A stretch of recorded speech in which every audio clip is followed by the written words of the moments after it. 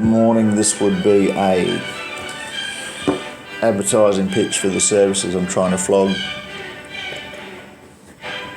What about a senior citizen advocacy service where we obtain legal advice for you on your matter? So if you didn't want to deal directly with a lawyer, we could be that interface to the lawyer. So we'd have to charge whatever the lawyer charges us for that. There are limitations, but basically we'd, as a minimum, set up an appointment.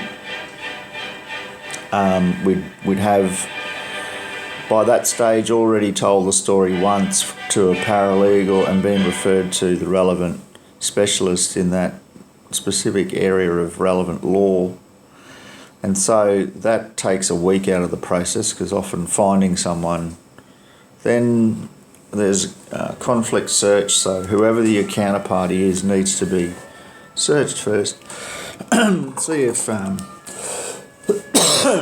See whether or not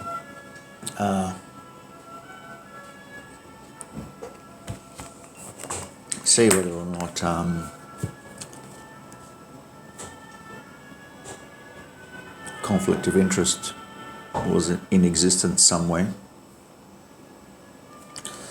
And that search can take some time, but all needs to be done before the appointment, so we can deal with that preamble, and then we can arrange transport to the appointment or video conferencing in your own home. So we'll bring the video conferencing equipment to your house and set up the teleconference appointment securely, because it's with a lawyer. So we'd make sure that's done. And then you can have your legal conversation. If you want someone from our team with you, other than the IT team, be the same person, they can sit there with you and interpret during that meeting any questions you might have or answers that might need greater clarification from the lawyers. So sometimes having that extra person there with a prepared list of questions, but also takes note of any additional questions that might arise during the conversation. A lot of senior people are not confident enough to push when they want their questions answered. They forget their questions, because what happens if two questions arise at once and there's confusion and the mind gets fixated on these two questions and the rest of the presentation's ignored. And at the end, any questions, oh yeah, when you said, listen carefully, I just have a few questions. Right, so if you're hard at hearing,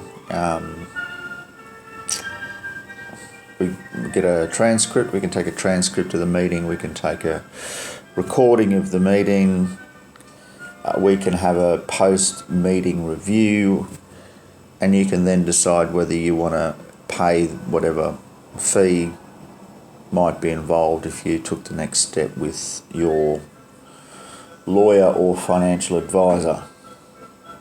So we can do all of that stuff for you around, but we cannot include provision of any service that requires a license, because we're going to be offering services that don't require a license. So we're going to set a standard of customer service in aged care that heavily relies upon technology, but keeps that technology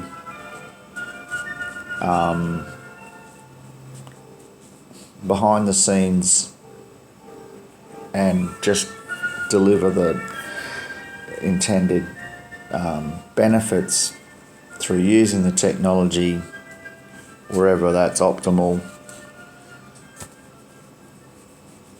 and provide a level of care that's consequently far more personal, and those that want to do specific types of tasks can be a specialist in those, and we'll outsource those, and we'll in-house those for which we think we can deliver better.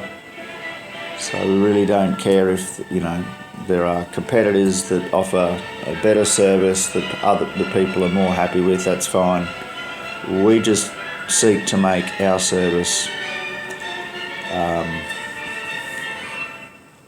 where technology can be leveraged and a benefit can be derived financially, but also socially or otherwise in the best interests of our stakeholders, then,